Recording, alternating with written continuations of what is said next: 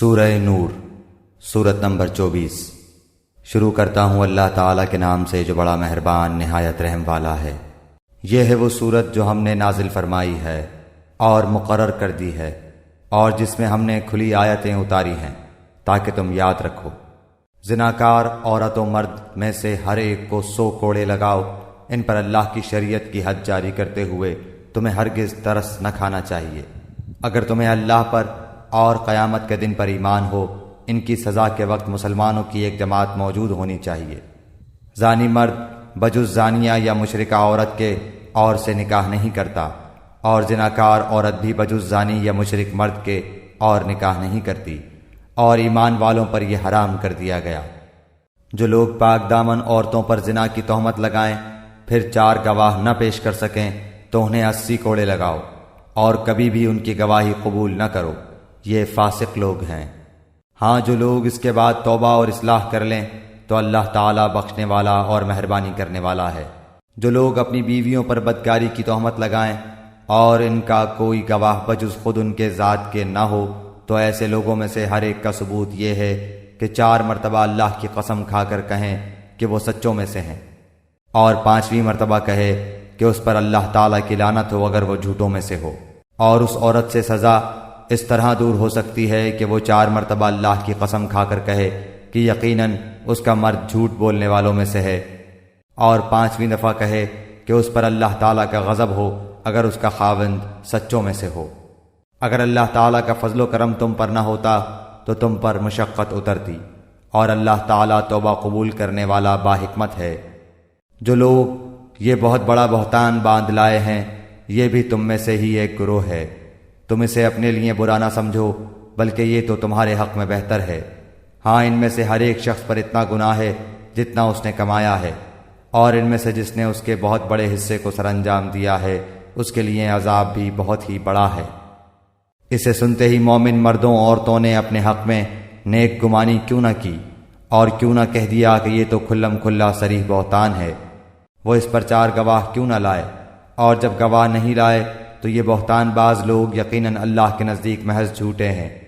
اگر اللہ تعالیٰ کا فضل و کرم تم پر دنیا اور آخرت میں نہ ہوتا تو یقیناً تم نے جس بات کے چرچے شروع کر رکھے تھے اس بارے میں تمہیں بہت بڑا عذاب پہنچتا، جبکہ تم اسے اپنی زبانوں سے نقل در نقل کرنے لگے اور اپنے منہ سے وہ بات نکالنے لگے جس کی تمہیں مطلق خبر نہ تھی، گو تم اسے ہلکی بات سمجھتے رہے، لیکن اللہ تعالیٰ کے نزدیک وہ بہت بڑی بات تھی۔ تم نے ایسی بات کو سنتے ہی کیوں نہ کہہ دیا کہ ہمیں ایسی بات منہ سے نکالنی بھی لائق نہیں، یا اللہ تو پاک ہے، یہ تو بہت بڑا بہتان ہے اور تہمت ہے۔ اللہ تعالیٰ تمہیں نصیحت کرتا ہے کہ پھر کبھی بھی ایسا کام نہ کرنا اگر تم سچے مومن ہو۔ اللہ تعالیٰ تمہارے سامنے اپنی آیتیں بیان فرما رہا ہے، اور اللہ تعالیٰ علم و حکمت والا ہے۔ جو لوگ مسلمانوں میں بے حیائی پھیلانے کے آرزومند رہتے ہیں ان کے لیے دنیا اور آخرت میں دردناک عذاب ہے۔ اللہ سب کچھ جانتا ہے اور تم کچھ بھی نہیں جانتے۔ اگر تم پر اللہ تعالیٰ کا فضل اور اس کی رحمت نہ ہوتی، اور یہ بھی کہ اللہ تعالیٰ بڑی شفقت رکھنے والا مہربان ہے، تو تم پر عذاب اتر جاتا۔ ایمان والو، شیطان کے قدم بقدم نہ چلو۔ جو شخص شیطانی قدموں کی پیروی کرے تو وہ تو بے حیائی اور برے کاموں کا ہی حکم کرے گا۔ اور اگر اللہ تعالیٰ کا فضل و کرم تم پر نہ ہوتا تو تم میں سے کوئی بھی کبھی بھی پاک صاف نہ ہوتا، لیکن اللہ تعالیٰ جسے پاک کرنا چاہے کر دیتا ہے، اور اللہ سب سننے والا سب جاننے والا ہے۔ تم میں سے جو بزرگی اور کشادگی والے ہیں انہیں اپنے قرابت داروں اور مسکینوں اور مہاجروں کو فی سبیل اللہ دینے سے قسم نہ کھا لینی چاہیے، بلکہ معاف کر دینا اور درگزر کر لینا چاہیے۔ کیا تم نہیں چاہتے کہ اللہ تعالیٰ تمہارے قصور معاف فرما دے؟ اللہ قصوروں کو معاف فرمانے والا مہربان ہے۔ جو لوگ پاک دامن بھولی بھالی با ایمان عورتوں پر تہمت لگاتے ہیں وہ دنیا و آخرت میں ملعون ہیں، اور ان کے لیے بڑا بھاری عذاب ہے، جبکہ ان کے مقابلے میں ان کی زبانیں اور ان کے ہاتھ پاؤں ان کے اعمال کی گواہی دیں گے۔ اس دن اللہ تعالیٰ انہیں پورا پورا بدلہ حق و انصاف کے ساتھ دے گا، اور وہ جان لیں گے کہ اللہ تعالیٰ ہی حق ہے اور وہی ظاہر کرنے والا ہے۔ خبیث عورتیں خبیث مردوں کے لائق ہیں، اور خبیث مرد خبیث عورتوں کے لائق ہیں، اور پاک عورتیں پاک مردوں کے لائق ہیں، اور پاک مرد پاک عورتوں کے لائق ہیں۔ ایسے پاک لوگوں کے متعلق جو کچھ بکواس بہتان باز کر رہے ہیں وہ ان سے بالکل بری ہیں، ان کے لیے بخشش ہے اور عزت والی روزی۔ اے ایمان والو، اپنے گھروں کے سوا اور گھروں میں نہ جاؤ جب تک کہ اجازت نہ لے لو، اور وہاں کے رہنے والوں کو سلام نہ کر لو، یہی تمہارے لیے سراسر بہتر ہے تاکہ تم نصیحت حاصل کرو۔ اگر وہاں تمہیں کوئی بھی نہ مل سکے تو پھر اجازت ملے بغیر اندر نہ جاؤ، اور اگر تم سے لوٹ جانے کو کہا جائے تو تم لوٹ ہی جاؤ، یہی بات تمہارے لیے پاکیزہ ہے۔ جو کچھ تم کر رہے ہو اللہ تعالیٰ خوب جانتا ہے۔ ہاں، غیر آباد گھروں میں جہاں تمہارا کوئی فائدہ یا اسباب ہو جانے میں تم پر کوئی گناہ نہیں۔ تم جو کچھ بھی ظاہر کرتے ہو اور جو چھپاتے ہو اللہ تعالیٰ سب کچھ جانتا ہے۔ مسلمان مردوں سے کہو کہ اپنی نگاہیں نیچی رکھیں اور اپنی شرمگاہوں کی حفاظت رکھیں، یہی ان کے لیے پاکیزگی ہے۔ لوگ جو کچھ کریں اللہ تعالیٰ سب سے خبردار رہے۔ مسلمان عورتوں سے کہو کہ وہ بھی اپنی نگاہیں نیچی رکھیں اور اپنی عصمت میں فرق نہ آنے دیں، اور اپنی زینت کو ظاہر نہ کریں سوائے اس کے جو ظاہر ہے، اور اپنے گریبانوں پر اپنی اوڑھنیاں ڈالے رہیں، اور اپنی آرائش کو کسی کے سامنے ظاہر نہ کریں سوائے اپنے خاوندوں کے، یا اپنے والد کے، یا اپنے خسر کے، یا اپنے لڑکوں کے، یا اپنے خاوند کے لڑکوں کے، یا اپنے بھائیوں کے، یا اپنے بھتیجوں کے، یا اپنے بھانجوں کے، یا اپنے میل جول کی عورتوں کے، یا غلاموں کے، یا ایسے نوکر چاکر مردوں کے جو شہوت والے نہ ہوں، یا ایسے بچوں کے جو عورتوں کے پردے کی باتوں سے مطلع نہیں، اور اس طرح زور زور سے پاؤں مار کر نہ چلیں کہ ان کی پوشیدہ زینت معلوم ہو جائے۔ اے مسلمانوں، تم سب کے سب اللہ کی جناب میں توبہ کرو تاکہ تم نجات پاؤ۔ تم میں سے جو مرد عورت بے نکاح کے ہوں ان کا نکاح کر دو، اور اپنے نیک بخت غلام اور لونڈیوں کا بھی۔ اگر وہ مفلس بھی ہوں گے تو اللہ تعالیٰ انہیں اپنے فضل سے غنی بنا دے گا۔ اللہ تعالیٰ کشادگی والا اور علم والا ہے۔ اور ان لوگوں کو پاک دامن رہنا چاہیے جو اپنا نکاح کرنے کا مقدور نہیں رکھتے، یہاں تک کہ اللہ تعالیٰ انہیں اپنے فضل سے مالدار بنا دے۔ تمہارے غلاموں میں سے جو کوئی کچھ تمہیں دے کر آزادی کی تحریر کرانی چاہے تو تم ایسی تحریر انہیں کر دیا کرو اگر تم کو ان میں کوئی بھلائی نظر آتی ہو۔ اور اللہ نے جو مال تمہیں دے رکھا ہے اس میں سے انہیں بھی دو۔ تمہاری جو لونڈیاں پاک دامن رہنا چاہتی ہیں انہیں دنیا کی زندگی کے ایک فائدے کی غرض سے بدکاری پر مجبور نہ کرو، اور جو انہیں مجبور کر دے تو اللہ تعالیٰ ان پر جبر کے بعد بخش دینے والا اور مہربانی کرنے والا ہے۔ ہم نے تمہاری طرف کھلی اور روشن آیتیں اتار دی ہیں، اور ان لوگوں کی کہاوتیں جو تم سے پہلے گزر چکے ہیں، اور پرہیزگاروں کے لیے نصیحت۔ اللہ نور ہے آسمانوں کا اور زمین کا، اس کے نور کی مثال مثل ایک طاق کے ہے جس میں چراغ ہو، اور چراغ شیشے کی قندیل میں ہو، اور شیشہ مثل چمکتے ہوئے روشن ستارے کے ہو۔ وہ چراغ ایک بابرکت درخت زیتون کے تیل سے جلایا جاتا ہو، جو درخت نہ مشرقی ہے نہ مغربی، خود وہ تیل کے قریب ہے کہ آپ ہی روشنی دینے لگے، اگرچہ اسے آگ نہ بھی چھوئے، نور پر نور ہے۔ اللہ تعالیٰ اپنے نور کی طرف رہنمائی کرتا ہے جسے چاہے۔ لوگوں کے سمجھانے کو یہ مثالیں اللہ تعالیٰ بیان فرما رہا ہے، اور اللہ تعالیٰ ہر چیز کے حال سے بخوبی واقف ہے۔ ان گھروں میں جن کے بلند کرنے اور جن میں اپنے نام کی یاد کا اللہ تعالیٰ نے حکم دیا ہے، وہاں صبح و شام اللہ تعالیٰ کی تسبیح بیان کرتے ہیں۔ ایسے لوگ جنہیں تجارت اور خرید و فروخت اللہ کے ذکر سے اور نماز کے قائم کرنے اور زکوٰۃ ادا کرنے سے غافل نہیں کرتی، اس دن سے ڈرتے ہیں جس دن بہت سے دل اور بہت سی آنکھیں الٹ پلٹ ہو جائیں گی، اس ارادے سے کہ اللہ انہیں ان کے اعمال کا بہترین بدلہ دے، بلکہ اپنے فضل سے اور کچھ زیادتی عطا فرمائے۔ اللہ تعالیٰ جسے چاہے بے شمار روزیاں دیتا ہے۔ اور کافروں کے اعمال مثل اس چمکتی ہوئی ریت کے ہیں جو چٹیل میدان میں ہو، جسے پیاسا شخص دور سے پانی سمجھتا ہے، لیکن جب اس کے پاس پہنچتا ہے تو اسے کچھ بھی نہیں پاتا۔ ہاں، اللہ کو اپنے پاس پاتا ہے جو اس کا حساب پورا پورا چکا دیتا ہے۔ اللہ بہت جلد حساب کر دینے والا ہے۔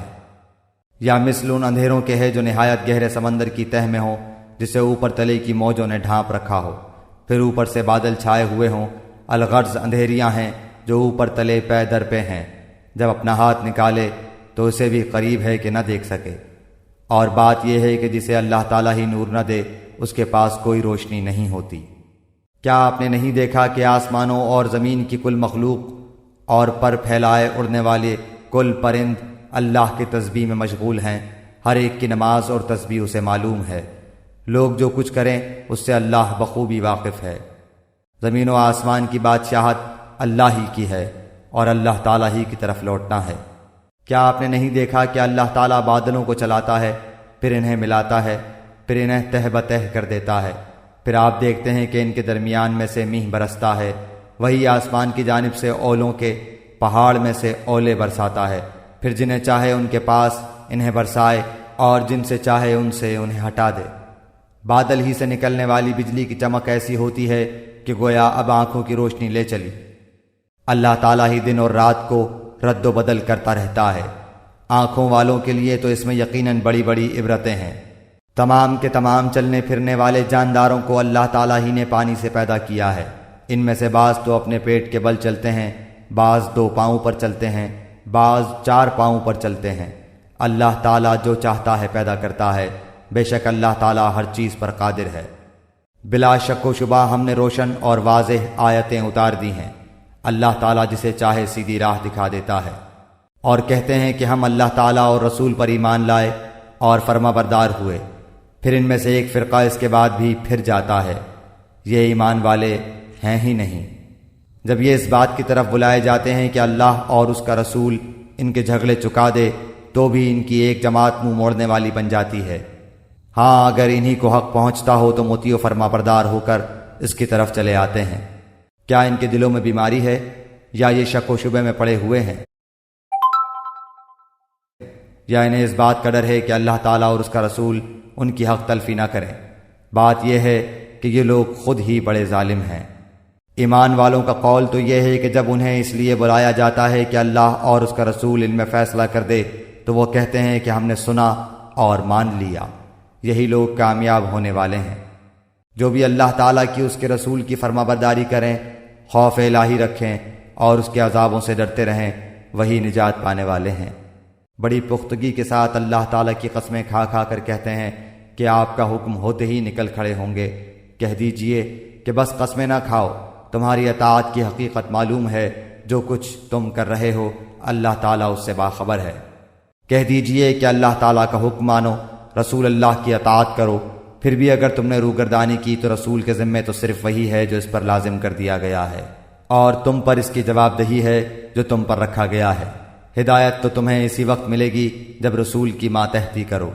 سنو، رسول کے ذمے تو صرف صاف طور پر پہنچا دینا ہے۔ تم میں سے ان لوگوں سے جو ایمان لائے ہیں اور نیک اعمال کیے ہیں، اللہ تعالیٰ وعدہ فرما چکا ہے کہ انہیں ضرور زمین میں خلیفہ بنائے گا، جیسے کہ ان لوگوں کو خلیفہ بنایا تھا جو ان سے پہلے تھے، اور یقیناً ان کے لیے ان کے اس دین کو مضبوطی کے ساتھ محکم کر کے جمع دے گا جسے ان کے لیے وہ پسند فرما چکا ہے، اور ان کے اس خوف و خطر کو وہ امن و امان سے بدل دے گا۔ وہ میری عبادت کریں گے، میرے ساتھ کسی کو بھی شریک نہ ٹھہرائیں گے۔ اس کے بعد بھی جو لوگ ناشکری اور کفر کریں وہ یقیناً فاسق ہیں۔ نماز کی پابندی کرو، زکوٰۃ ادا کرو، اور اللہ تعالیٰ کے رسول کی فرما برداری میں لگے رہو تاکہ تم پر رحم کیا جائے۔ یہ خیال آپ کبھی بھی نہ کرنا کہ منکر لوگ زمین میں ادھر ادھر بھاگ کر ہمیں ہرا دینے والے ہیں۔ ان کا اصلی ٹھکانہ تو جہنم ہے، جو یقیناً بہت ہی برا ٹھکانہ ہے۔ ایمان والو، تم سے تمہاری ملکیت کے غلاموں کو اور انہیں بھی جو تم میں سے بلوغت کو نہ پہنچے ہوں اپنے آنے کی 3 وقتوں میں اجازت حاصل کرنی ضروری ہے، نماز فجر سے پہلے اور ظہر کے وقت جبکہ تم اپنے کپڑے اتار رکھتے ہو، اور عشاء کی نماز کے بعد۔ یہ تینوں وقت تمہاری خلوت اور پردے کے ہیں۔ ان وقتوں کے ماں سوا نہ تو تم پر کوئی گناہ ہے نہ ان پر، تم سب آپس میں ایک دوسرے کے پاس بکثرت آنے جانے والے ہو ہی۔ اللہ اس طرح کھول کھول کر اپنے احکام تم سے بیان فرما رہا ہے۔ اللہ تعالیٰ پورے علم اور کامل حکمت والا ہے۔ اور تمہارے بچے بھی جب بلوغت کو پہنچ جائیں تو جس طرح ان کے اگلے لوگ اجازت مانگتے ہیں انہیں بھی اجازت مانگ کر آنا چاہیے۔ اللہ تعالیٰ تم سے اسی طرح اپنی آیتیں بیان فرماتا ہے۔ اللہ تعالیٰ ہی علم و حکمت والا ہے۔ بڑی بوڑھی عورتیں جنہیں نکاح کی امید اور خواہش ہی نہ رہی ہو، وہ اگر اپنے کپڑے اتار رکھیں تو ان پر کوئی گناہ نہیں، بشرطے کہ وہ اپنا بناؤ سنگھار ظاہر کرنے والیاں نہ ہوں۔ تاہم اگر ان سے بھی احتیاط رکھیں تو ان کے لیے بہت افضل ہے۔ اور اللہ تعالیٰ سنتا جانتا ہے۔ اندھے پر، لنگڑے پر، بیمار پر اور خود تم پر مطلقاً کوئی حرج نہیں کہ تم اپنے گھروں سے کھا لو، یا اپنے باپوں کے گھروں سے، یا اپنی ماؤں کے گھروں سے، یا اپنے بھائیوں کے گھروں سے، یا اپنی بہنوں کے گھروں سے، یا اپنے چچاؤں کے گھروں سے، یا اپنی پھوپھیوں کے گھروں سے، یا اپنے ماموؤں کے گھروں سے، یا اپنی خالاؤں کے گھروں سے، یا ان گھروں سے جن کی کنجیوں کے تم مالک ہو، یا اپنے دوستوں کے گھروں سے۔ تم پر اس میں بھی کوئی گناہ نہیں کہ تم سب ساتھ بیٹھ کر کھانا کھاؤ یا الگ الگ۔ بس جب تم گھروں میں جانے لگو تو اپنے گھر والوں کو سلام کر لیا کرو۔ دعائے خیر ہے جو بابرکت اور پاکیزہ ہے، اللہ تعالیٰ کی طرف سے نازل شدہ۔ یوں ہی اللہ تعالیٰ کھول کھول کر تم سے اپنے احکام بیان فرما رہا ہے تاکہ تم سمجھ لو۔ با ایمان لوگ تو وہی ہیں جو اللہ تعالیٰ پر اور اس کے رسول پر یقین رکھتے ہیں، اور جب ایسے معاملے میں جس میں لوگوں کے جمع ہونے کی ضرورت ہوتی ہے نبی کے ساتھ ہوتے ہیں، تو جب تک آپ سے اجازت نہ لیں کہیں نہیں جاتے۔ جو لوگ ایسے موقع پر آپ سے اجازت لے لیتے ہیں حقیقت میں یہی ہیں جو اللہ تعالیٰ پر اور اس کے رسول پر ایمان لا چکے ہیں۔ پس جب ایسے لوگ آپ سے اپنے کسی کام کے لیے اجازت طلب کریں تو آپ ان میں سے جسے چاہیں اجازت دے دیں، اور ان کے لیے اللہ تعالیٰ سے بخشش کی دعا مانگیں، بے شک اللہ بخشنے والا مہربان ہے۔ تم اللہ تعالیٰ کے نبی کے بلانے کو ایسا بلاوا نہ کر لو جیسا کہ آپس میں ایک دوسرے کو ہوتا ہے۔ تم میں سے انہیں اللہ خوب جانتا ہے جو نظر بچا کر چپکے سے سرک جاتے ہیں۔ سنو، جو لوگ حکم رسول کی مخالفت کرتے ہیں انہیں ڈرتے رہنا چاہیے کہ کہیں ان پر کوئی زبردست آفت نہ آ پڑے یا انہیں دردناک عذاب نہ پہنچے۔ آگاہ ہو جاؤ کہ آسمان و زمین میں جو کچھ ہے سب اللہ تعالیٰ ہی کا ہے۔ جس روش پر تم ہو وہ اسے بخوبی جانتا ہے، اور جس دن یہ سب اس کی طرف لوٹائے جائیں گے اس دن ان کو ان کے کیے سے وہ خبردار کر دے گا۔ اللہ تعالیٰ سب کچھ جاننے والا ہے۔